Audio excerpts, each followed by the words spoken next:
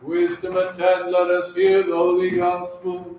Peace be to all. And to thy spirit. A reading from the holy gospel according to St. Luke. Glory to thee, O Lord, glory to thee. Let us attend. At that time, when Jesus drew near to Jericho, a blind man was sitting by the roadside begging, and hearing a multitude going by, he inquired what this meant. They told him, Jesus of Nazareth is passing by. And he cried, Jesus, Son of David, have mercy on me. And those who were in front rebuked him, telling him to be silent, but he cried out all the more, Son of David, have mercy on me. And Jesus stopped and commanded him to be brought to him. And when he came near, Jesus asked him, what do you want me to do for you? He said, Lord, let me receive my sight. And Jesus said to him, receive your sight, your faith has made you well. And immediately he received his sight and followed Jesus, glorifying God. And all the people, when they saw it, gave praise to God. Glory to thee, O Lord, glory to thee.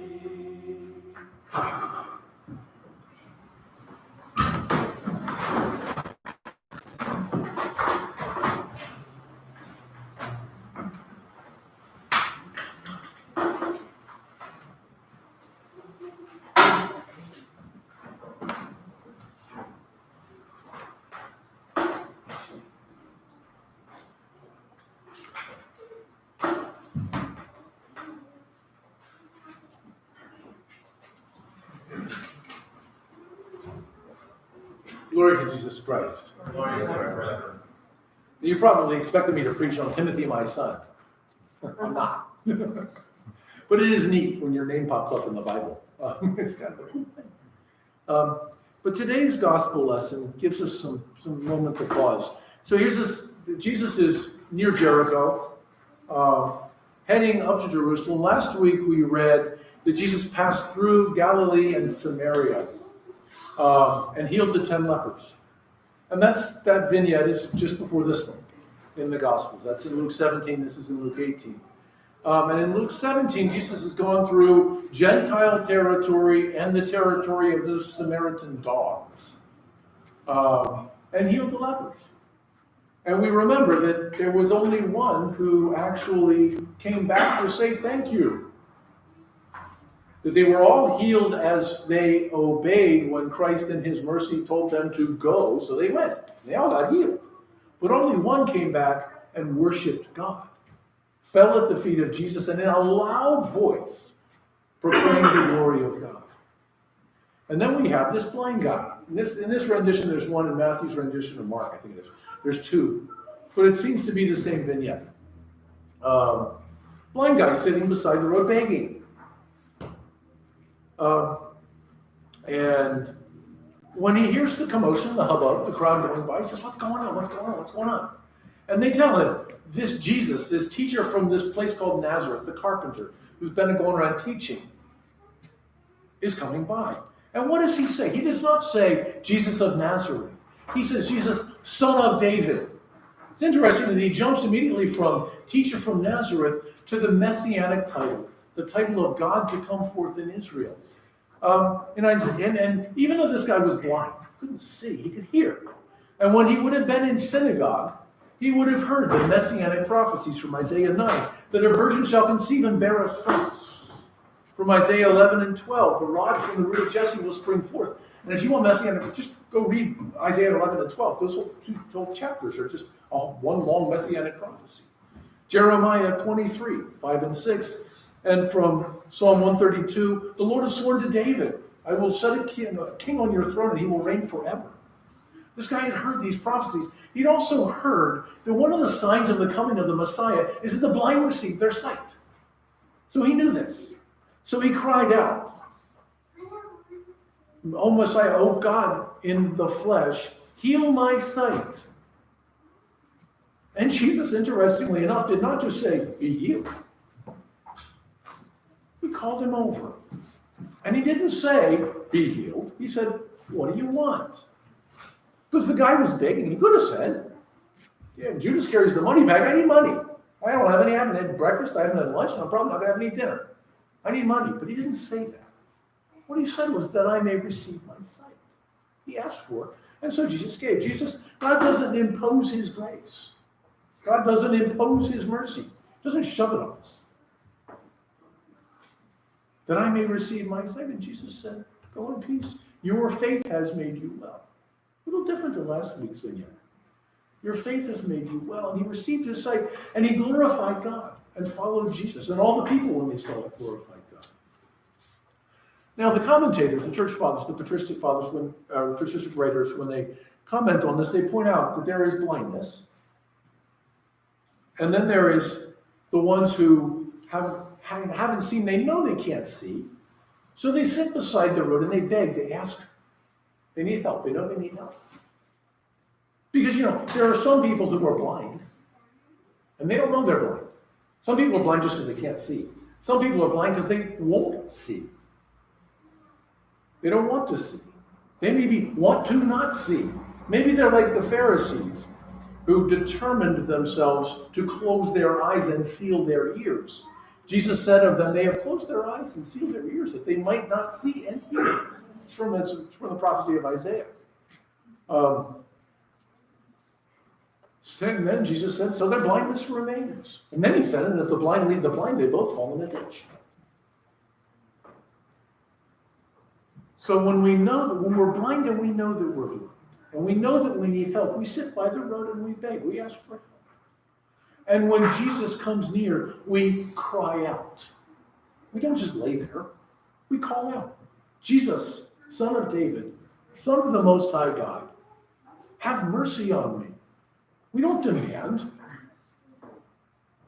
You got to give this to me because I'm fill in the blank. We ask.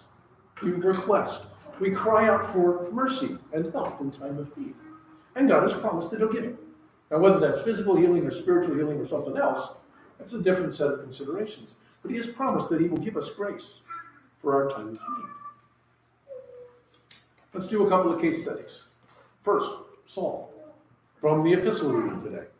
Saul calls himself the chief of sinners, the first of sinners. Now, that's actually a title reserved to me and all of us. We each call ourselves the sinner. We don't even we don't even presume to call anybody else a sinner. But we call ourselves the sinner. And that's why there's an interesting prayer of the priest during the liturgy where the priest asks God to forgive my sins and the ignorance of the people. The people bridle that. They call me ignorant. No, I'm not presuming to call you a sinner. Why would I call you a sinner? I can't call you a sinner. I don't judge. If you have done things that appear to be in violation of God's norms, well, maybe you just didn't know any better. I don't know, but I'm not going to call you a sinner, but I call myself a sinner because that's who I am. It's what I am. And I cry out to God for mercy. So Saul called himself the chief of sinners, setting for us a pattern that we are to call ourselves the sinner. Now, St. Paul was kind of a rough dude. At the beginning, you'll remember he was at the stoning of Stephen, and it says they laid their coats at his feet, and he consented. Well, it was more than that. The patristic commentators say he wasn't just taking their coats so they'd have someplace, he wasn't the human coat rack. He was taking their coats so they'd have both hands free, so they could do the better job of stoning. And in that day, they weren't looking for pebbles. They were looking at those rocks that you skip on the pond. That's not what they were looking for. They were looking for rocks bigger than your head.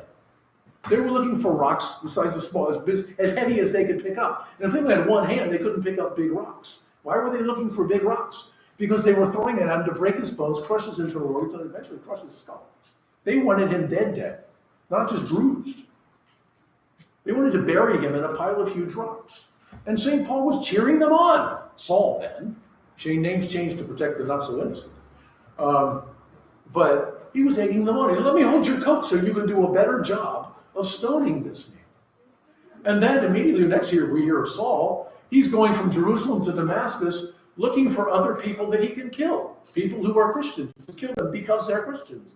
Now it's interesting that when Stephen was killed, They couldn't kill Stephen just because they wanted to, because that was a violation of Roman law. If they had started stoning Stephen when Festus the governor was there, he would have shown up with troops and stopped it. They had to wait till he left. They knew they were breaking Roman law. And they did it anyway. Out of the zeal, their misplaced zeal for what they thought was God's law. Because they hated these Christians. And Paul hated these Christians. So what's he do? He's trucking down the road from Jerusalem to Damascus. He's riding on his horse or his donkey, or whatever he rode on. And there was a blinding light, and he was knocked off his donkey, and he became what?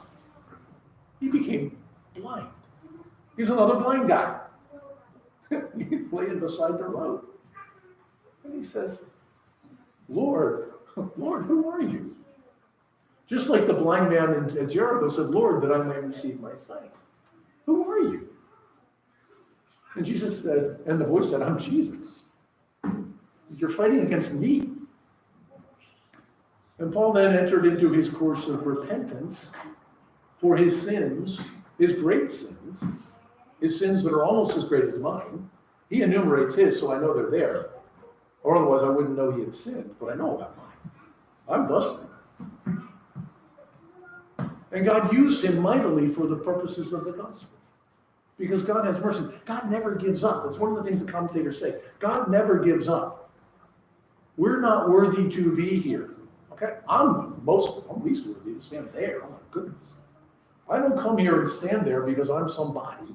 I come here and stand there because God sent to. My Father called me and said, son, I want you to come here and I want you to do this. So in fear and trembling, but in faith and love, I draw near.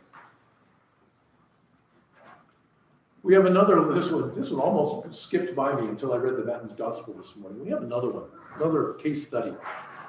You recall that there was a guy named Peter. Jesus called him to come and become a fisher of men and changed his name to Peter, from Simon to Peter.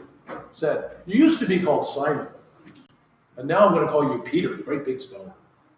And I'm going to build my church on this rock. Well, time goes through, and Peter and Jesus relate together. Jesus goes to his trial, and Peter denies him. Never met him, never even seen him. And Jesus turns and looks at him. Just looked at him. And it says, and Peter went out weeping bitterly. Well, today, this morning, in Matins, we read the gospel reading from John, where Peter and Jesus meet, and Peter is restored. And you recall, Jesus and Peter walk off kind of alone, and Jesus says 3 times, do you love me? And then Peter says, yes. And Jesus says, feed my sheep. Interestingly, he doesn't call him Peter. When Jesus addresses him, he calls him Simon. You're not very Rocky-like right now. You're more Simon. And it isn't until he's restored that he becomes the rock again. Because Jesus never gives up. He doesn't give up on us. We need to not give up on him. That's the problem. It's not that God gives up on us, it's that we give up on him. Now, here's the third case study. This is an opportunity for all of us. We are now the case study. Why? Because Lent is coming. Woo! I hear the cheering from the back of the room. What is Lent? Lent is an opportunity to find out just how blind I am. How do I do that? Well, there's a doctor who gave me a prescription, and it works this way. Don't eat what you want to eat when you want to eat it. Don't keep everything you think is yours for yourself. I'm going to mess with your schedule and your time, and I'm going to make you feel desperate. And I'm going to help you, Tim, Father Tim. I'm going to help you, Tim, see where you are blind. How do I know where I'm blind? Because it's the places where I feel like I've just been used and I've been abused. And I complain and I grumble about the prescription that the doctor gave me as though it's his fault that I'm blind. No. I need to open my eyes. I need to embrace this opportunity to give up my own will, as St. Xenia of St. Petersburg did, in order to embrace the calling of God, whatever it looks like. She was a fool for Christ. She did some pretty strange things, and God used her in mighty ways to work miracles of healing and restoration for people. I told a little of this last night, but most of y'all weren't here, so I get to say it again. That Saint Xenia's husband died, Andre, at age 26 or so, in the middle of a drinking game or card game or something. A bunch of his army buddies were together and they were having a good old time. And he just dropped dead. Nobody knows exactly why. Xenia, that wasn't her given name, she took that name later, which means stranger, left town, left Petersburg, and disappeared for 8 years. Nobody knows exactly where she went. It's hypothesized that she went to a monastery or a hermitage somewhere and learned the ways of the spiritual life. And when she came back, she was dressed in her husband's army clothes. She wore his great coat, she wore his army clothes, and they disintegrated to rags. She wouldn't wear anything else. And she would only respond to his name.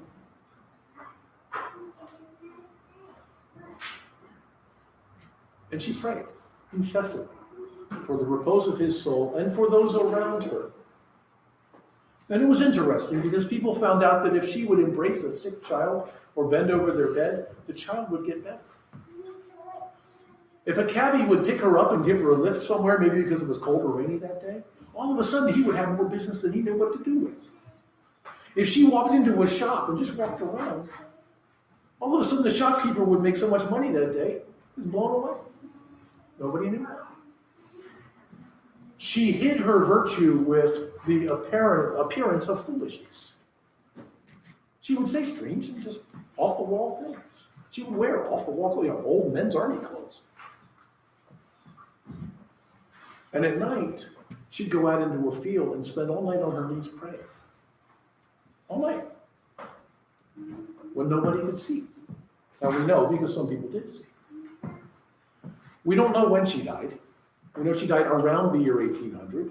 We don't know exactly where she died, but she was found having reposed in a cemetery and she was buried. And as it says in the Synaxarian reading, miracles immediately started happening over her grave. And so people would come and take a little bit of the dirt just as a blessing, maybe mix it with holy water and drink it or something. And they kept having to fill the grave back up because people kept taking a little bit at a time and emptying it out. So then they put down a marble slab, figuring they'd fix that. Well, people chipped away the marble slab. Because people knew that something about that woman was a source of blessing, even though she was deceased. She allowed God to use her in ways that she didn't have to understand. During Lent, we don't have to understand why things are happening the way they're happening. We don't have to understand why we're supposed to not eat this or eat that, or why we're supposed to give more money to the poor. We just obey God. He's faithful. He loves us. He's not going to give us something that's harmful. I mean, if we being sinners know to give our child a fish and not a scorpion, how much more our Heavenly Father gives us that which we need when we ask. Sometimes when we don't even ask. So we get Lent, about 6 weeks. So embrace it, draw near to it, prepare for it. My old spiritual father, former spiritual father, he's old now, I guess, used to say you can hear the train coming. Right about now you start to hear the Lent train coming. In a few weeks we'll have the Sunday of the Canaanite woman, which is the first of 3 Sundays that lead up to 3 more Sundays. It's six weeks before Lent. And you start to hear that Lent train coming. Get ready, get prepared. Start to think now, if God has called upon you to give up some of your time for more prayer, more attendance at the divine services, more divine readings in the scriptures, where are you going to find that time? Because we're all doing something 24 hours a day, 7 days a week. Now we have different challenges. I'm pretty much an empty nester. I mean, Joe still lives in my house, but it's not like I need to go, make him his dinner. He makes his own food. He does his own thing. My opportunity to embrace Lent's a little different than maybe those who have 5 kids running around the house. It's a different ballgame. I've not been there, done that. So we do what we can based on our station, where we are in life, where our body is, but we do what we can. Every one of us can do something. And we cry out to God for mercy and help in time of need, acknowledging that I am the blind guy. I need you to show me where I'm blind so that I can cry out for healing, so I can cry, have mercy on me, and join my faith to the grace of God so that I can hear Go in peace. Your faith has made you well. Glory to Jesus Christ.